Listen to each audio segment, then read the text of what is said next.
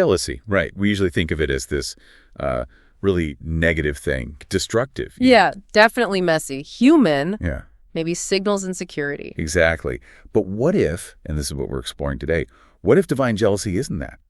What if it's not a flaw, but maybe a profound expression of love? That's the big question we want to tackle.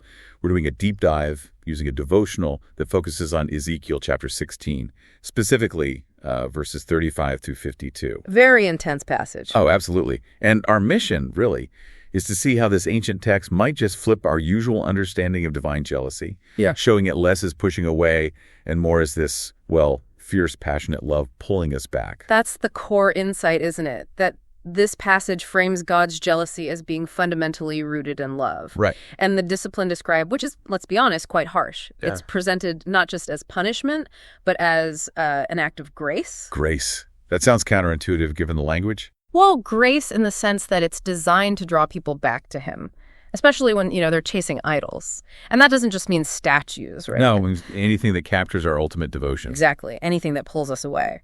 And the text suggests God doesn't just stay silent when that happens. He cares too much. So his jealousy isn't petty. No, not in this reading. It's presented as profoundly passionate.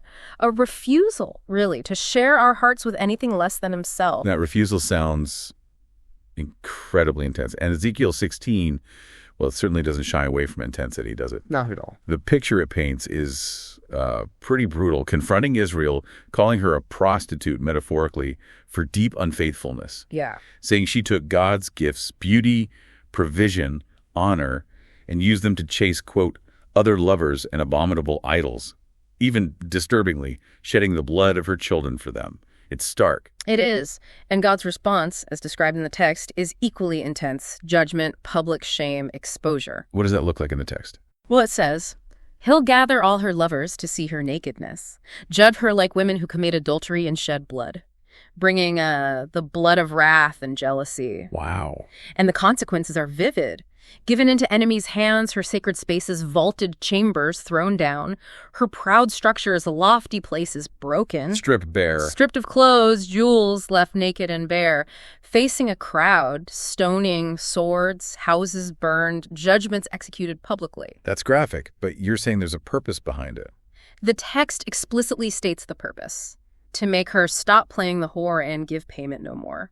It's like a severe intervention. Okay, an intervention to stop self-destruction, to sever those ruinous attachments, as you say. Right, it's meant to reclaim her. So we have this incredibly intense judgment. And for many people listening, that probably sounds like pure anger, pure punishment.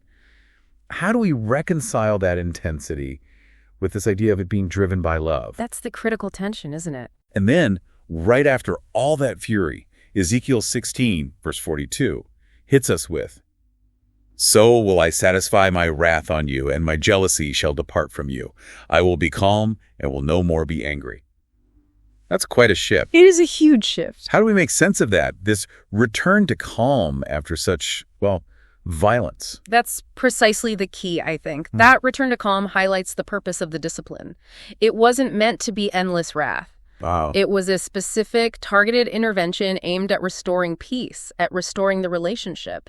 And the passage even adds more context, which is fascinating. The like mother, like daughter part. Exactly. It mentions her mother was a Hittite, father an Amorite, elder sister Samaria, younger sister Sodom. Right, framing Israel within this family of, well, unfaithfulness. But then it says Israel's sins were so bad, they made her sisters look righteous in comparison. She was more corrupt. More corrupt than Sodom. That's a strong statement. It is, and it even specifies Sodom's guilt. Pride, excess of food, and prosperous ease, but did not aid the poor and needy. Haughty, doing abominations. So God's jealousy isn't just about, say, worshiping other gods. It seems much broader. It's about the underlying heart issues, too. Pride, self-sufficiency, neglecting justice, and the needy. Things that fundamentally turn us away from God's character and commands. It's a jealousy for our whole being, then, aimed at reclaiming us from all those patterns. That seems to be the implication, a holistic jealousy. Okay, that's a lot to take in. It's a challenging passage, no doubt. It really forces us to rethink divine jealousy, not as a flaw, but maybe as this profound act of care. It does feel a bit like that parental analogy you hinted at, doesn't it? Yeah, like a parent seeing their child heading for disaster. Yeah. There's anger, sure, but underneath it's this desperate love trying to pull them back. So For you listening, what does this ancient, really intense language mean today? Well, this deep dive suggests maybe divine jealousy is a call to look at what or who really has our hearts. And to maybe see discipline differently. Exactly. Not automatically as rejection or punishment, but perhaps as this urgent, even fierce invitation back to intimacy with the one who cares that much. And from a covenant perspective, that fierce jealousy isn't just random anger. It's like the unwavering commitment of a king to his people, even when they've broken faith completely. It's reclaiming. Passionately reclaiming. So, to sort of summarize the core idea from Ezekiel 16, God's jealousy isn't presented like our flawed human version. It's shown as holy, passionate love, a love that refuses to accept half-heartedness. It's the longing of God to restore the relationship, even if it takes intense, difficult discipline. And that discipline, the passage suggests, aims for an end state.